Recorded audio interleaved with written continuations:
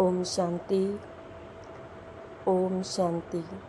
20/6/2026 की मुरली। बाबा ने कहा, मीठे बच्चे, तुम्हारे पास अविनाशी ज्ञान रत्नों का अथाह खजाना है, तुम उसका दान करो। तुम्हारे दर से कोई भी वापिस नहीं जाना चाहिए। प्रश्न, सर्व संबंधों की स्क्रीन बाप अपने बच्चों को कौन सी श्रीमत देते हैं? उत्तर, मीठे बच्चे, अपना बुद्धि योग सब तरफ से हटाएं, एक मुझे याद करते रहो। दुनिया की कोई भी वस्तु, मित्र संबंधी आदि याद न आए, क्योंकि इस समय सब दुख देने वाले हैं।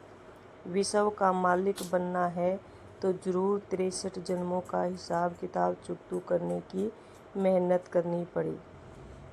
सब कुछ भूल अशरीरी बनो, तब हिसाब किताब चुकतू हो।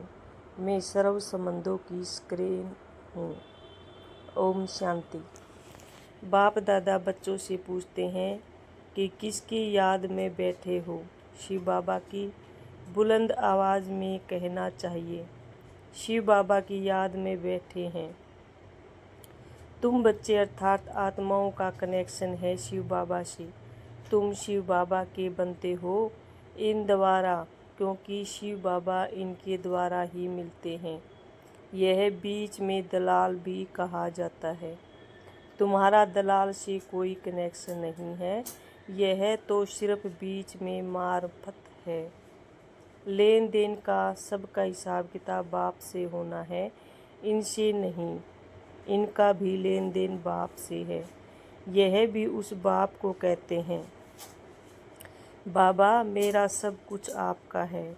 तुम्हें भी एक तो निश्चय यह है कि हम आत्मा हैं, और दूसरा यह भी निश्चय है कि हम आत्माएं अभी परम पिता परमात्मा से वर्षा ले रहे हैं। मनसा वाचा कर्मणा, तन मन धन से हम शिव बाबा के मददगार बनते हैं। यह सब कुछ शिव बाबा को अर्पण किया हुआ है।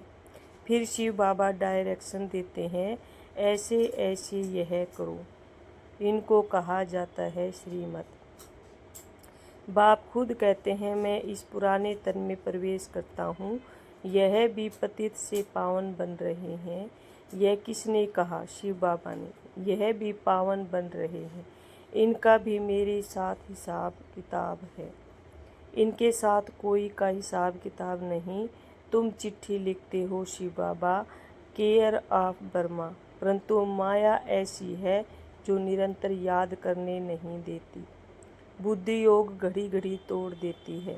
अगर यही पक्का पुरुषार्थ करेंगे तो फिर दूसरा सब कुछ भूल जाएगा, शरीर भी भूल जाएगा। यह शरीर होगा, परंतु आत्मा को इन सब चीज़ों से नफरत होगी। यह अवस्था जमाने की प्रैक्टिस करनी होती है। अंत में हमको अपना शरीर भी याद न पड़े। बाप कहते हैं, अपने को अशरीरी समझ मुझ बाप को याद करो। मैं सदैव अशरीरी हूँ, तुम भी अशरीरी थे। फिर तुमने पार्ट बजाया, फिर अभी फिर तुमको पार्ट बजाना है। यह है मेहनत। विश्व का मालिक बनना कोई कम बात है क्या? मनुष्य ही विश्व का मालिक बन सकता है। यह देवताएं भी मनुष्य है, परंतु इनको देवी गुण वाले देवता कहा जाता है। लक्ष्मी नारायण विश्व के मालिक थे। इन्हों को अपने बच्चे होंगे, वही उनको माँ बाप मानेंगे। परंतु आजकल मनुष्य अंधश्रद्धा से इन लक्ष्मी नारायण को तवमेव माता च पिता कहते हैं। वास्तव में यह महिमा है शिव बाबा की।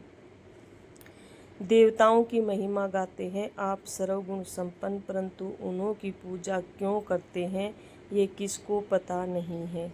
अभी तुम ऐसी महिमा नहीं गाएंगे कि तुम माता पिता हो। तुम जानते हो शिव बाबा वह निराकार परम पिता परमात्मा है। उनसे ही सुख घनेरे मिलते हैं। बाकी जो भी संबंधी आदि है, उनसे दुख ही मिलता है। यह तो एक स्क्रीन है जिससे सर्व संबंध की रचना मिलती है।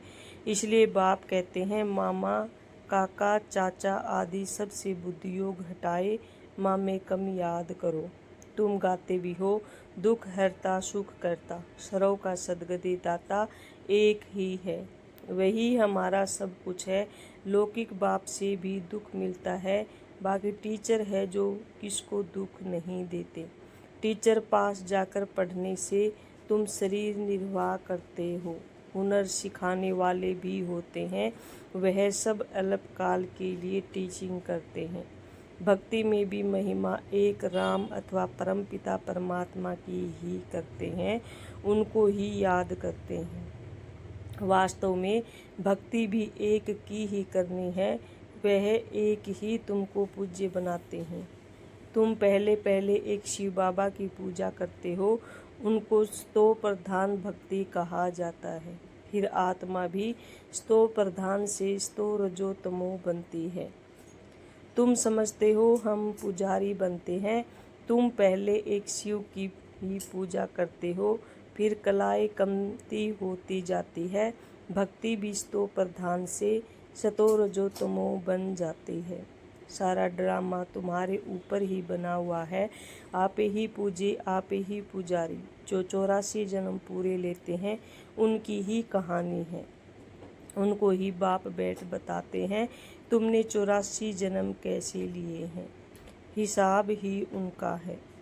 जो पहले पहले पूज्य देवता देवी देवता बनते हैं वही पुजारी बनते हैं।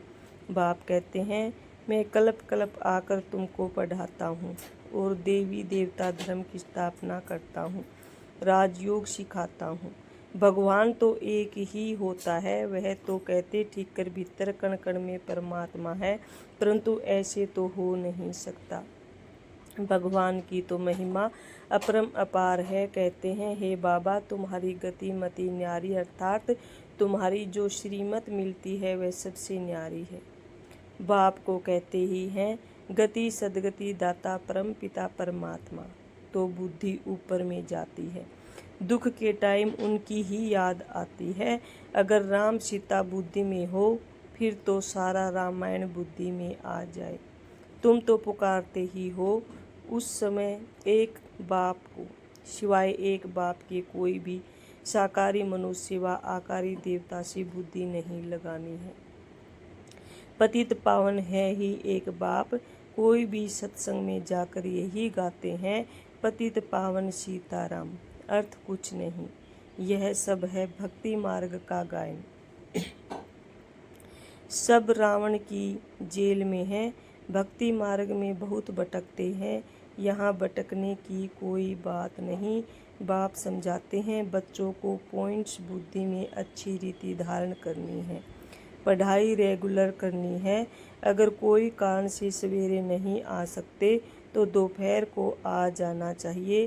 किसको तंग भी नहीं करना है, सारा दिन पड़ा है, कोई भी समय जाकर पढ़ना है। यह बच्चियां सुबह से लेकर शाम तक सर्विस पर हैं, सारा दिन सर्विस स्टेशन खुले हुए हैं।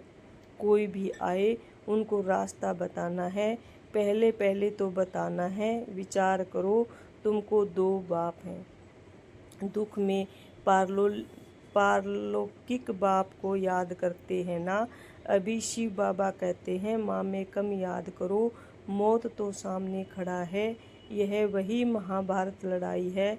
भल बड़े पद्मपति करोड़पति हैं, बड़े बड़े मकान आदि बनाते हैं, परंतु ये रहने थोड़े ही है, यह सब टूट जाने हैं। वह समझते हैं कलयुग की आयु लाखों वर्ष है। इनको कहा जाता है घोर अंधियारा। कोई के पास पैसे हैं, पूछते हैं मकान बनाएं, बाबा कहेंगे पैसे हैं तो भल बना लो, पैसे भी तो मिट्टी में मिल जाने हैं, यह तो टेम्परेरी है, नहीं तो यह सब पैसे भी चले जाएंगे, कुछ भी रहेगा नहीं, भल बनाओ। फिर उसमें गीता पाठशाला का प्रबंध रखो। जो तुम्हारे दर पर कोई भी आए उनको भिक्षा ऐसी दो जो उनको एकदम विश्व का मालिक बना दो। तुम्हारे पास अथाह ज्ञान धन है, इतना कोई के पास नहीं है। तुम्हारे पास सबसे साहूकार वह है जिनके पास बहुत ज्ञान रतन बुद्धि में भरे हुए हैं। कोई भी आए तो तुम उनकी झोली भर दो, तुम्हारे पास इतना खजाना है।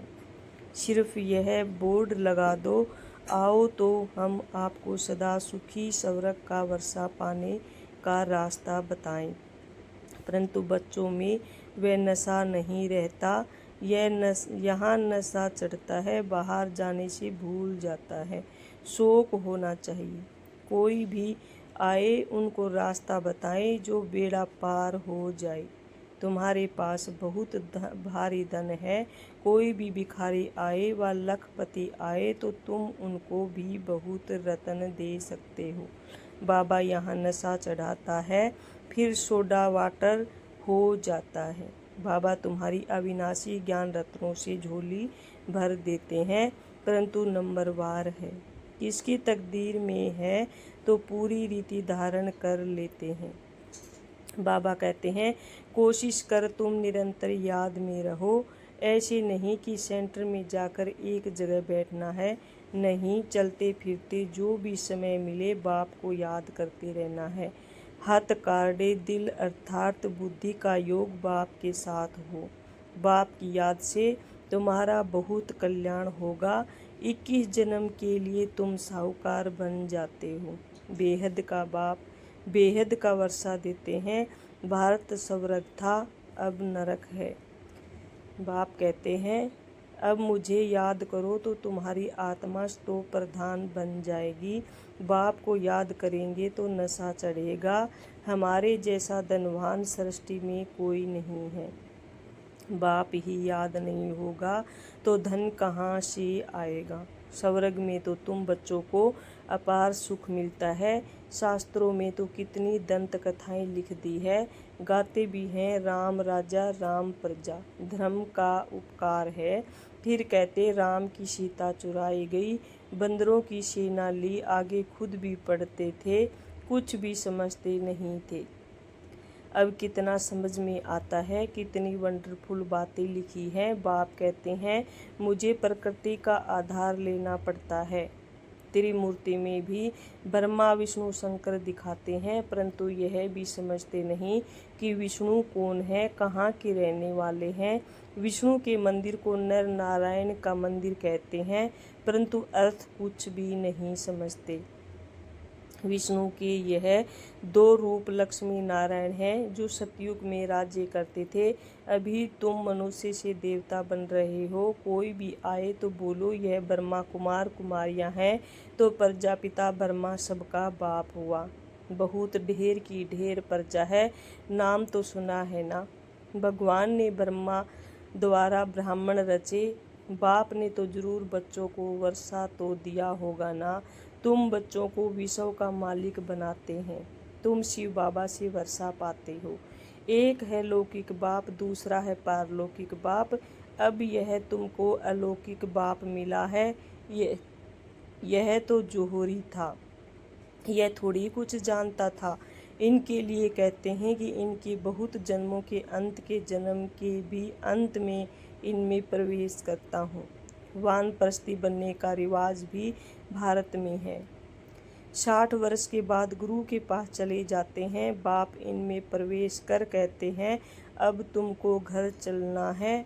मुक्ति सब चाहते हैं, परंतु मुक्ति को जानते कोई भी नहीं। ब्रह्मा में लीन तो कोई हो नहीं सकते। यह तो सृष्टि का चक्कर फिरता ही रहता है, सबको पाठ बजाना ही है। कहते हैं, वर्ल्ड की हिस्ट्री ज्योग्राफी रिपीट, यह अनादि ड्रामा बना हुआ है। 84 जन्मों का पार्ट तुमको बजाना ही है।